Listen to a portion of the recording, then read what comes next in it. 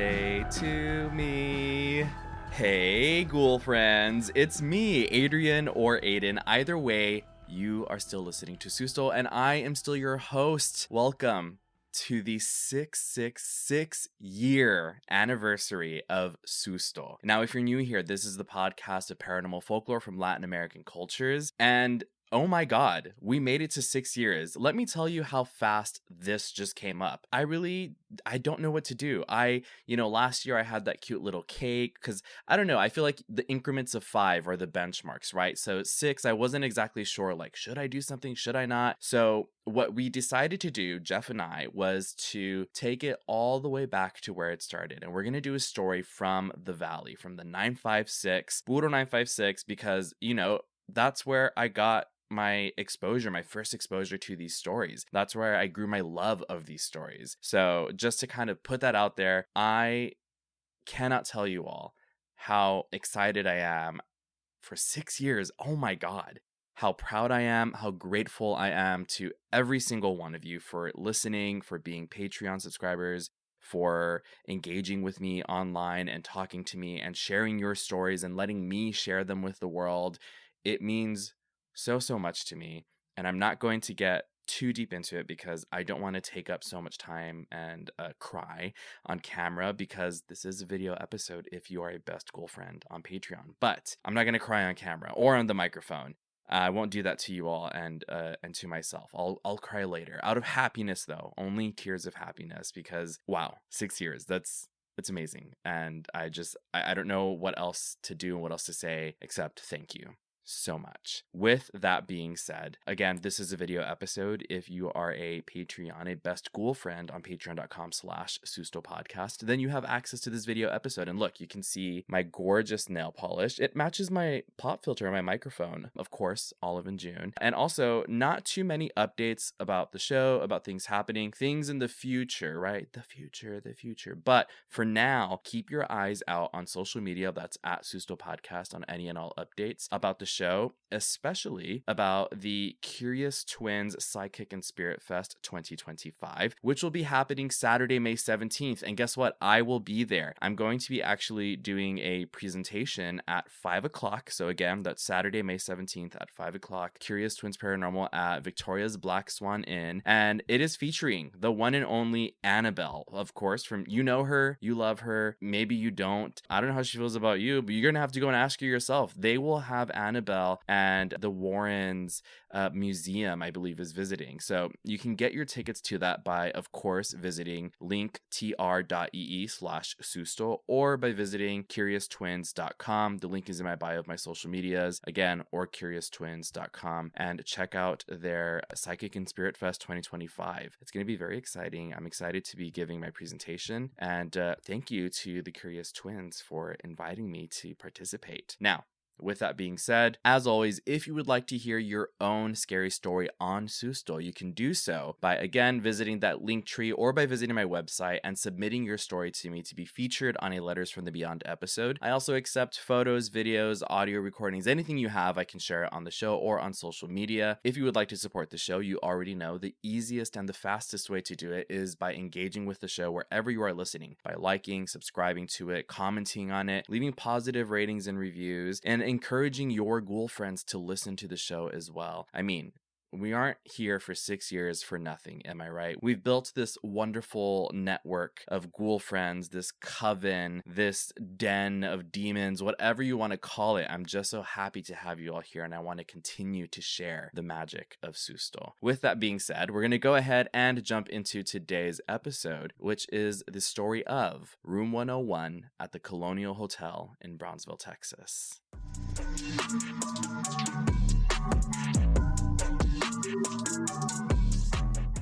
Hey, what's up? I'm Charlie. And I'm Tyler. And we are Believing the Bizarre, a paranormal podcast that dives into the unknown and the unusual every Tuesday. We discuss hauntings, cryptids, aliens, UFO encounters, conspiracies, and more. And we break down whether or not we find them believable. All right, listen, if you're not paying for electricity, you're not paying for dinner. Saw a terrifying looking face pressed to the window with gaping eyes. Almost reached it when the laughter stopped suddenly, and a sound behind me made me turn around. Like, sorry, like I was gonna do it, but then I had SpaceX.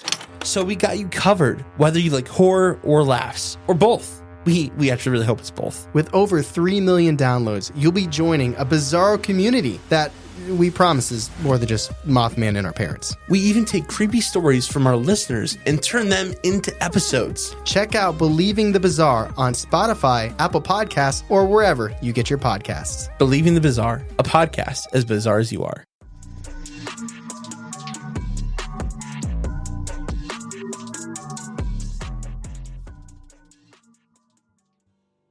Brownsville, Texas, the last weekend of February 1986. Every year, as winter fades and spring peaks around the corner, Brownsville comes alive with one of its oldest and proudest traditions, Charro Days.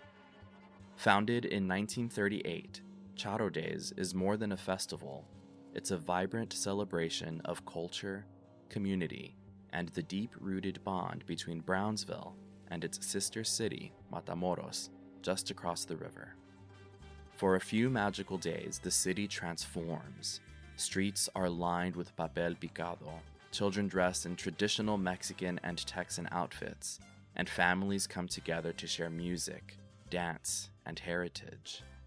You can hear the click of boots and heels on the pavement as folklorico dancers twirl in bright colors. The scent of roasted corn, tamales, and fresh pan dulce wafts through the air. The sounds of laughter and mariachi echo through downtown. 1986 was special. It was the first year the city introduced the Sombrero Festival to Charro Days, adding even more heart and soul to the celebrations. Live music, contests, and food stands filled Washington Park, making it a new tradition that would become a staple of the season. That weekend, people flooded into the city from across the Rio Grande Valley and northern Mexico. Motels and hotels were filled to capacity. The joy was contagious. Jose and Beatriz, a young couple in their mid-20s from Matamoros, had been married for a little over a year. Jose, quiet but curious, wore a pressed button-up shirt and jeans and had the beginnings of a mustache he was oddly proud of. Beatriz was the spirited one, chatty with curly red hair, gold hoop earrings, and a bright laugh that Jose said could fix any bad day.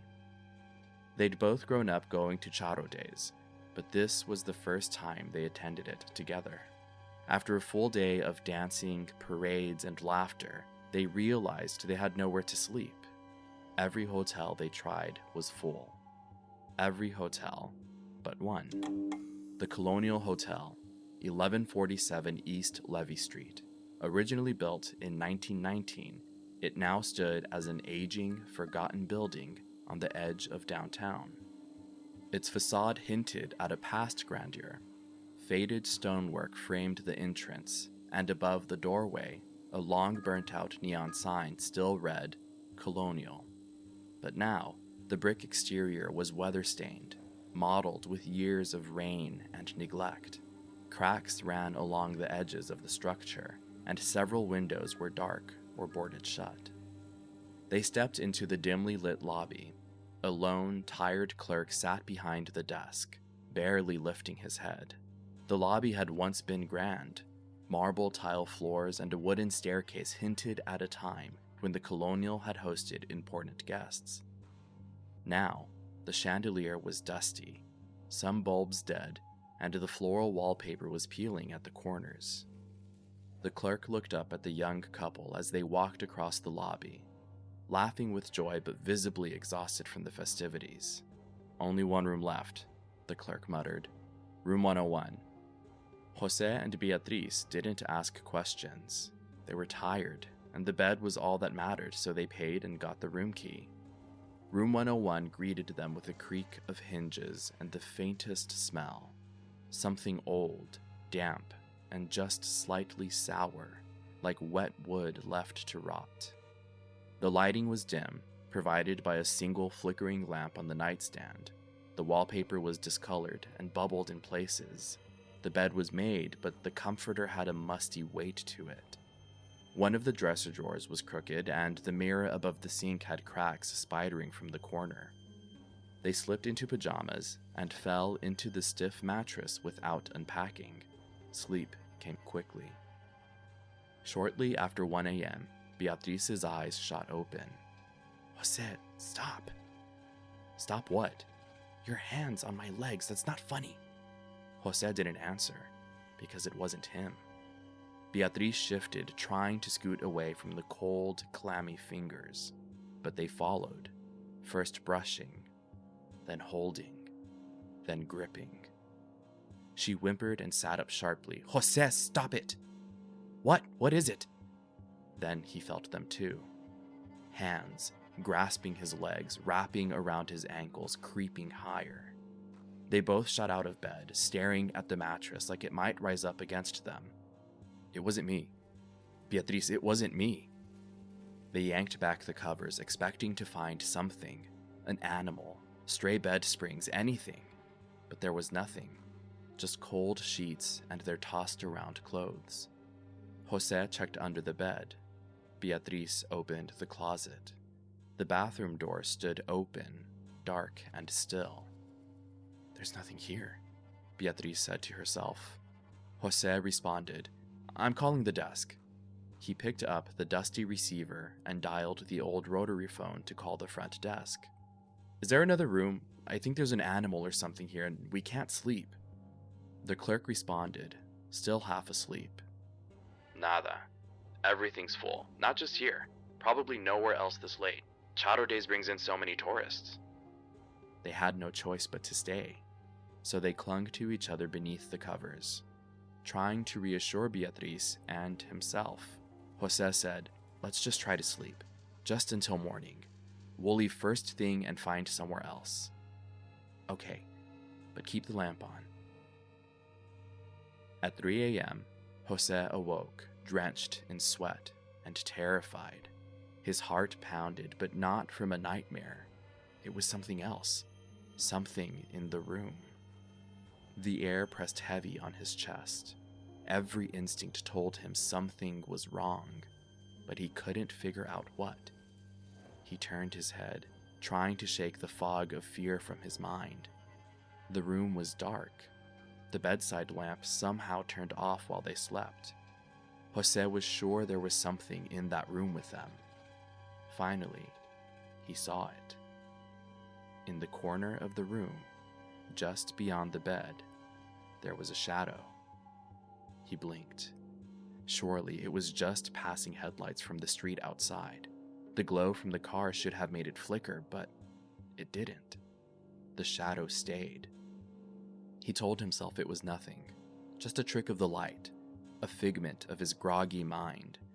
But as he continued to stare at it, the unease gnawed at him. He couldn't shake the feeling that it wasn't a shadow at all. Not like any shadow he had seen before. The headlights passed again, illuminating the room with a brief flash. Yet, the shadow remained unmoved. Something about it was wrong. Jose's breathing quickened. His eyes darted around the room, trying to find the source of his fear. Was it the lamp? The faint shifting of the curtains in the breeze? He couldn't tell, but as the seconds dragged on, the shadow only grew more defined. It stretched. It became taller. The shape began to shift. It was thin, too thin, almost like a person, but twisted. The figure seemed to climb higher and higher toward the ceiling, and now, Jose could see it clearly. A tall, skeletal figure, impossibly tall, stretching, elongating in ways that shouldn't be possible. His breath caught in his throat. "Beatrice, wake up!" She jolted upright, startled and bleary-eyed. "What? What is it?" Jose pointed a trembling hand to the corner of the room. "There. Right there, don't you see it?" Beatrice squinted into the darkness, blinking. "See what? There's nothing." The corner was empty. The shadow, if it had ever been there, was gone. Jose's voice was strained, urgent. "No, I swear it was there. A figure, tall, like it was watching us. It didn't move when the headlights passed. I stared at it. It grew. Beatriz rubbed her face with both hands. You're scaring me, Jose. Because it was real. I'm not making it up. I didn't dream it. I was awake. I felt, I don't know, like it was standing there looking at us. Beatriz shook her head, her tone sharpening. Stop, just stop. First the hands, now this. Are you trying to scare me? Is this some joke to you? Jose, hurt and confused, said, What? No, why would I do that? You felt the hands too, remember? Beatriz snapped. That was different. That could have been you all along, but this? There's nothing there. You're just feeding the fear now. You're making it worse. I'm not. I wouldn't do that to you, Beatriz. I swear to God, there was something in that corner. Beatriz stood up, pacing beside the bed now, arms crossed slightly over her chest.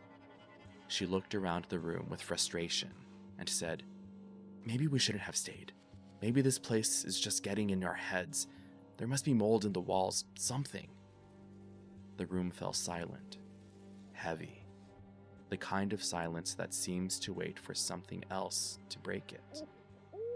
Beatriz, calmer but still frustrated, said, Jose, do you hear that? Yeah, it sounds like a baby. With a sigh, Beatriz said, We've probably woken someone's kid with all the yelling. Jose, half joking, half relieved, said, That explains one sound in this cursed place. Beatriz stopped mid-step, her head tilting slightly. The crying grew louder, too loud. They both turned toward the far wall where they thought the sound might be coming from. At first, they thought it might be the room on the other side of their bathroom, but it wasn't muffled. It wasn't behind anything. Beatriz whispered, Jose, that's not next door. The crying intensified, wet and echoing slightly now with a strange reverberation, as though bouncing off tile. It's coming from the bathroom. They stared at the half-open door. Jose took a step toward the bathroom. Beatriz held on tightly to Jose's arm. No, I don't want to look. Swallowing hard, he said, We can't just ignore it. They stepped toward the door together, every inch of their bodies resisting. Jose reached out and pushed the door fully open. Inside, the tub was filled nearly to the rim with cloudy, stagnant water. Floating on the surface, a small figure, pale, limp, and shrieking with impossible strength. An infant. It opened its eyes to look at them, showing that its eye sockets were bottomless, deep pits. Its tiny fists thrashed in slow motion, moving in ways an infant shouldn't.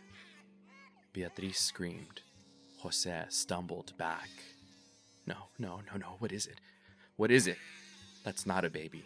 That's something evil. We have to go, Beatriz. We have to leave now. Jose and Beatriz ran, barely grabbing their suitcases as they fled the room, running back to the lobby.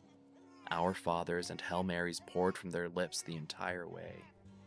The hotel's manager was at the desk, staring up as she heard the running footsteps coming down the hall to the lobby. What's happening? She shouted down the hall at the young couple. Beatriz responded desperately. We were in room 101. That room is evil. What's happening in there? The manager went pale and seemed to hesitate to respond. She swallowed hard and explained. You're not the first. That room, we only sell it when everything else is full. There's been so many complaints. Jose huffed, angry that the clerk from before didn't even warn them. How could this happen? Why did he let us stay in that room? The manager continued to explain. Most of the time it happens to people who stay alone. The clerk earlier tonight probably thought you were safe. This is the first time I've ever seen it happen to a couple. Jose and Beatriz stared back at her, with shock and anger on their faces. The manager continued. Some say part of this block was built over a Lipan Apache burial ground. The spirits give people something called ghost sickness. They don't physically hurt you, they just make you see horrible things until your mind goes mad. Jose cut off the manager, Did you hear that crying? The evil baby in the bathtub is still crying. The manager responded calmly. There is no crying. You are safe. Other people have seen the baby too, but only the people who are alone. You are a couple though. I think it's getting worse. The spirits are getting more restless. Just then, the manager heard the faintest cry coming from down the hallway. She turned pale and looked away from Jose and Beatriz toward the hallway of the hotel rooms. I think I hear it too. I've never heard the baby before, but I hear it now. Jose and Beatriz didn't wait one more second and ran from the lobby. They drove right back to Matamoros that night. Today, the Colonial Hotel no longer takes guests. Room 101 has been locked for years. No one stays there anymore, but sometimes, late at night, locals say they still hear crying.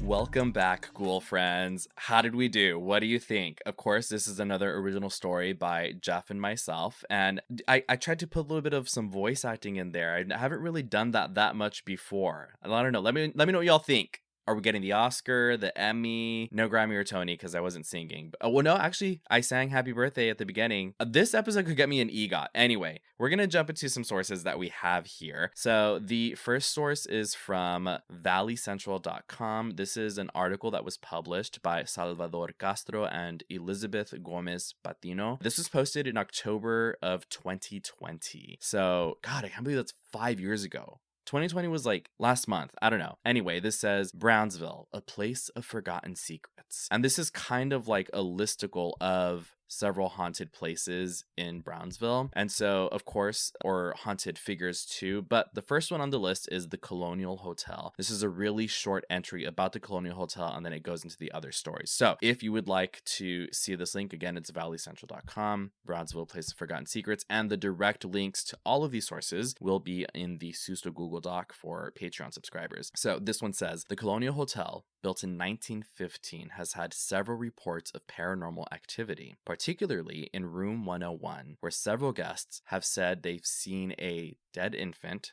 which is tragic and also very scary, in the shower, and where guests felt unseen hands grabbing them under the sheets and from under the bed. So this room is just pure nightmare fuel. Speaking of nightmare fuel, so this webpage that I'm on, it has like a scrolling ad next to where I see like my view of myself on camera, and it looked like there was something, like the ad is literally right next to my monitor, so it looked like something was moving behind me, and I almost scrumped. False alarm. Anyway, and mind you, I am recording late at night. It is almost 11, way past my bedtime. I'm just gonna try and get through this without any more nightmare fuel, like room 101 at the Colonial Hotel. So they wrote in this short entry about the Colonial Hotel, and it's very true. It's what I was thinking when I was hearing about this story, when Jeff brought it up to me and we're looking into it. They said here, it reminded us a bit of The Shining, room 237, right? This continues, rumor has it, visitors went into hysterics after checking into room 101 and finding a crying phantom baby floating in the bathtub. The Colonial Hotel is known as one of the 10 most haunted hotels in Texas. So I wonder, there's a last little note here that says multiple suicides allegedly have taken place in room 101 at the Colonial Hotel as well. So it's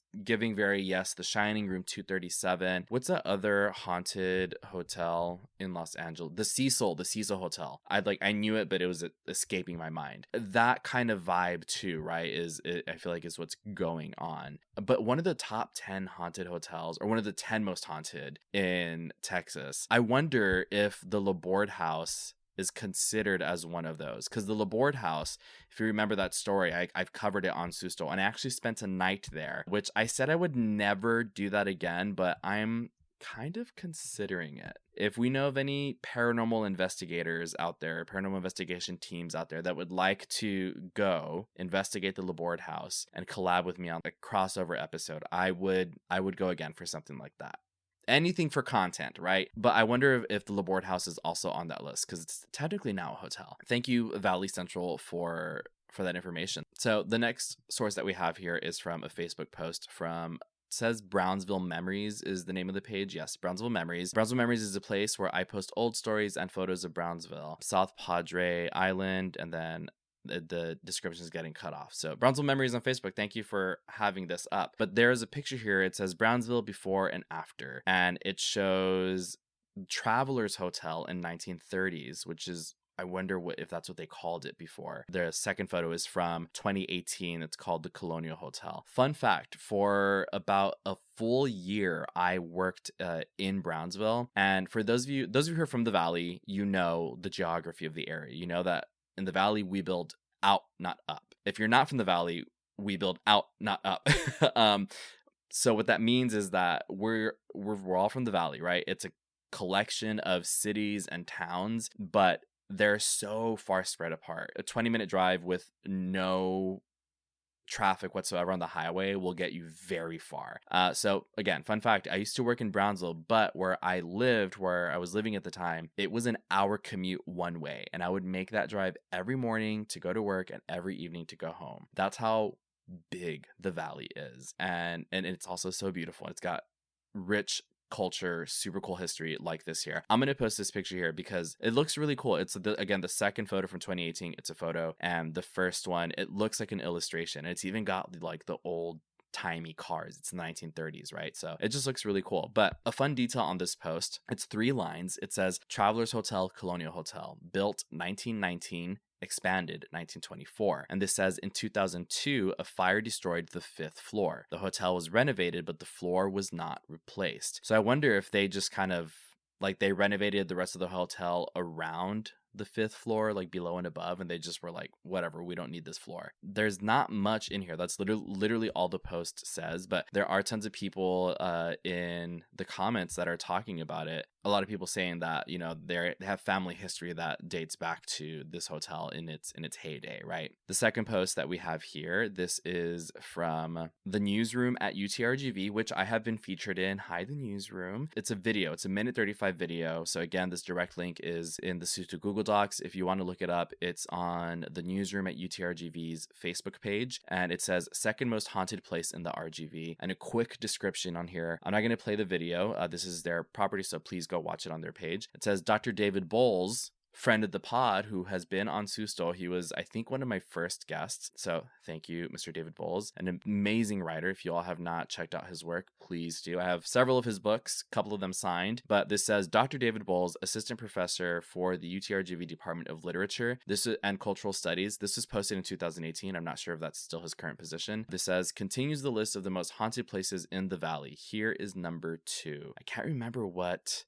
number 1 was. I'm pretty sure I have the book that this is from. It's got like a bunch of, you know, haunted history kind of places in the Valley. So I will say in this video, essentially Dr. Bowles is talking about some of the history of this place. Again, it's allegedly built on top of desecrated Lipan Apache burial grounds that he's encouraging people to go check it out if they are feeling brave enough. I'm not sure if you can still get into the building.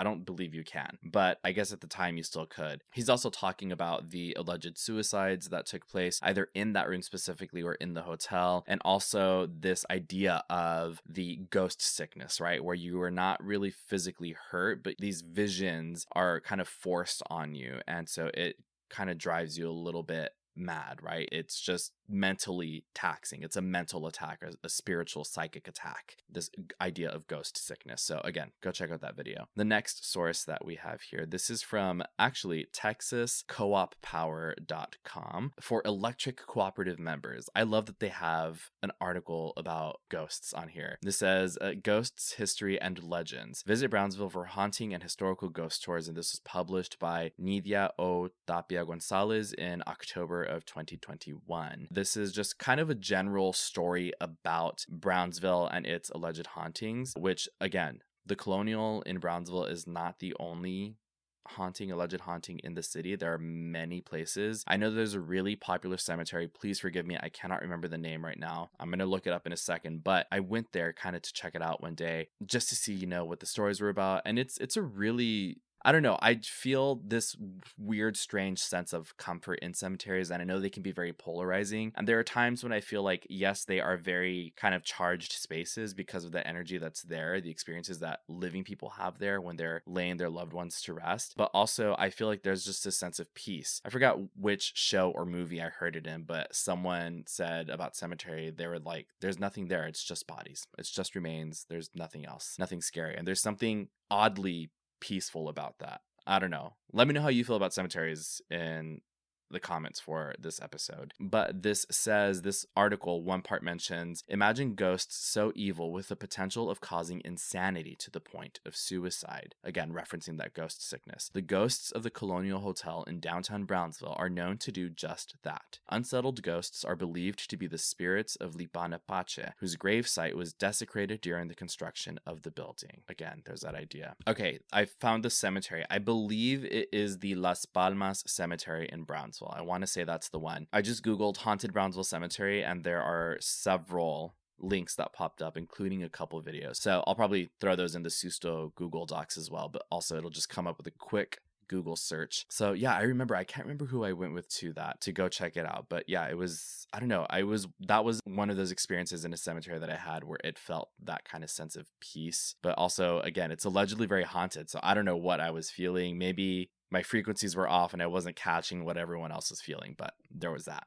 So the last two sources that I have here, these are about Charro Days. So Charro Days is a real event. It's a real festival that happens in the Rio Grande Valley. It happens in Brownsville, Texas. Charro Days and Sombrero Fest. But just to read a bit more about what Charro Days is, this is from tshaonline.org. It's simply titled Charro Days. Wow, this says it was published in 1976. So I'm not sure where. Maybe this was like a newspaper article and then they added it to, it says updated July 4th, 2017. This is by Laura Patricia Garza and Teresa Palomo Acosta. A beautiful picture to start with right away, and I will be posting these. This says Charro Days is an annual fiesta celebrated in the city of Brownsville, Texas during the latter part of February. This festival commemorates the Mexican heritage of the area and bonds both Mexican and American sides of the Rio Grande. Regardless of the harsh period of economic crisis left by the Mexican Revolution and World War I, border cities such as Brownsville continued growing during the early decades of the 20th century. In 1937, influenced by the Citrus Fiesta in Mission, Texas, and the opening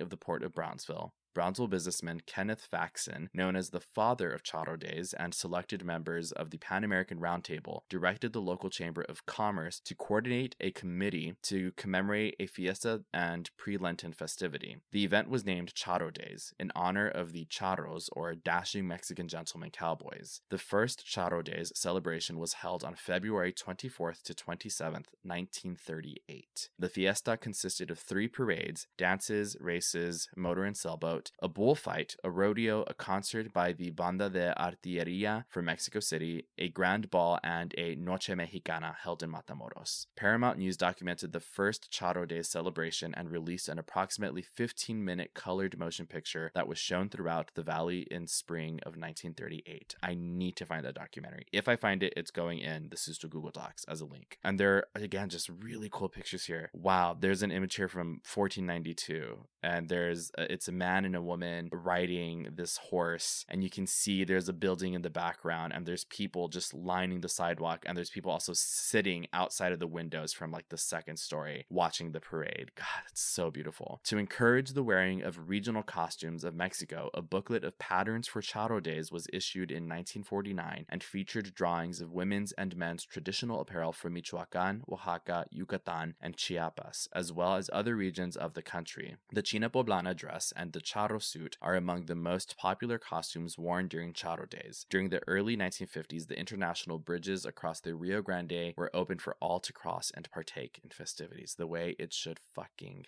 be.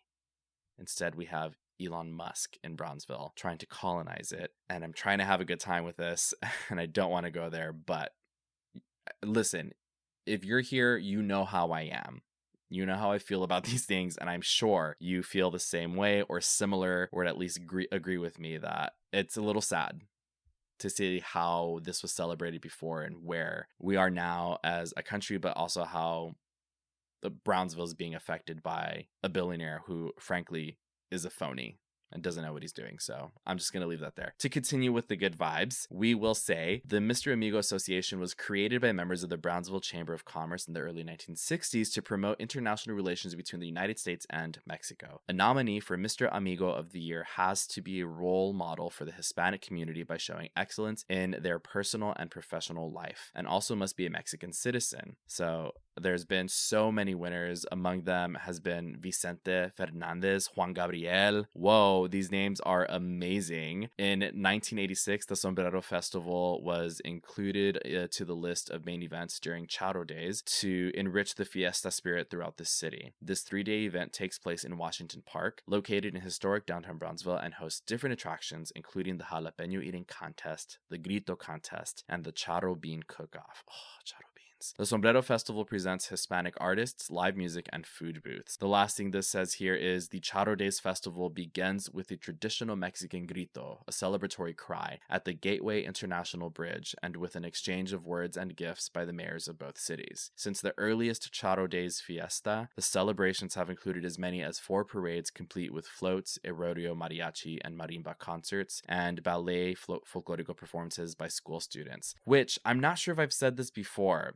I used to be a folklorico dancer. I don't know if anybody knows that. I'm going to try really hard. I'm going to see if my mom can get me a picture before this episode goes up so I can post it with the social post for this in my little folklorico getup, because listen, I was good at it too. I loved it, and I wish I had continued it because I think folklorico is such a super cool dance. I see like professionals, universities with their folklorico programs, and it looks so cool. So fun fact, if you didn't know, now you know. I'm going to try and get a picture up of that in the social post for this episode. And ballet folklorico performances by school students. 2 principal street dances, the Noche Mexicana and the Baile del Sol, are both held in the city of Brownsville. A Charro Days Fiesta organization oversees the extensive program. In the 2010s, the celebration spanned a week or more of various events.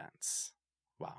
And the very last entry that I have here, this is a good old Wikipedia entry. And honestly, this is just reiterating everything that was in this last link. It says Charro Days, also known as Charro Days Fiesta or Charro Days Festival, is a 2-nation fiesta and an annual 4-day pre-Lenten celebration held in Brownsville, Texas. In cooperation with Matamoros, Tamaulipas, the Grito, a joyous Mexican shout, opens the festivities every year. This festival is a shared heritage celebration between the 2 border cities of Brownsville, Texas and Matamoros, Tamaulipas. The Charro Days festivals usually have about 50,000 attendees each year. This celebration includes a Sombrero Festival as well as a parade that goes down Elizabeth Street through historic downtown Brownsville, Texas, which is where I worked. I worked in downtown Brownsville on Elizabeth Street. This continues. The festival was first organized again 1937, celebrated in 1938 by the Brownsville Chamber of Commerce to recognize Mexican culture and honor the charros, or again, the dashing Mexican gentleman cowboys, which is how I would love to be described one day. Oh, this is an interesting tidbit here that is not in the previous one. It says, in addition, it is stated in the official webpage that the Charro Days Festival was also created to bring people together during the effects of the Great Depression. Although not proven, it is rumored that the first unofficial Charro Days was realized in the early to mid 1800s, when people from the city of Brownsville, Texas and Matamoros, Tamaulipas, just across the Rio Grande in Mexico, came together to celebrate a cooperative cultural festival to honor the 2 nations.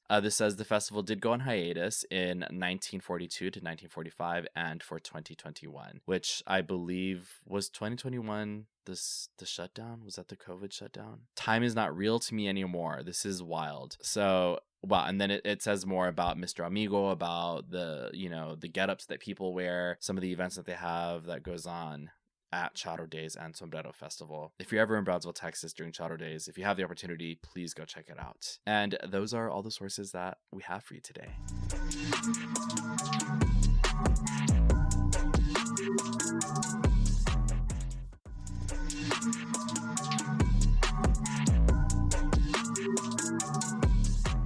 Welcome back, cool friends. Thank you so much for listening to this episode. Thank you for tuning in to the year 666 episode. It's literally to this day, the day that this episode is coming out for everyone, not Patreon. It comes out a day early and ad-free for all Patreon subscribers, regardless of tier. But on the official published date for everybody else who's listening for free, this is the 6-year anniversary of Susto. One more time, I am so grateful. Now I feel like I'm going to cry for real. I'm so proud. It's been 6 years. And I said this about year 5. I said it felt like it went by so fast, but it also feels like it's been so long. I've learned so much. I've grown so much, not only as, I'm going to cry now for real, as a creator, but this show has made me grow as a person. And it's an experience that I hope to continue for many, many years. And I hope to continue to grow it and make it bigger and better, and to do more for you all, and to share more of this show with so many more people. It's 6 years, it's a long time, but I feel like things may just be starting. I don't know. I am far from done. Thank you all so much. I'm going to go before I really lose it. Please follow at Susto Podcast on all social media platforms for any and all updates on the show. I love you all. Take care of yourselves, and no te asustes. Bye. Quiere llorar.